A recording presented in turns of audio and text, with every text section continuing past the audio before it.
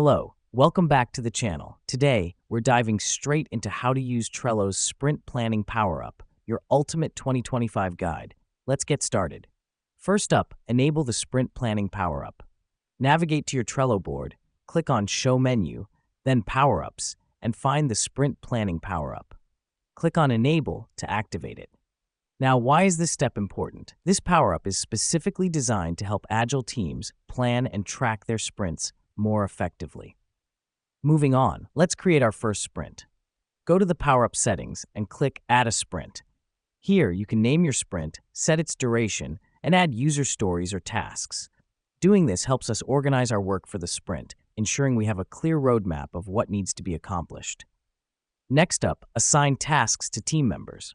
To do this, click on a task, then Members, and select the relevant person. Now let me explain why this matters. Assigning tasks ensures everyone knows their responsibilities, helping the team avoid confusion and keep track of who's doing what. Now that we've done that, let's set up our sprint goal.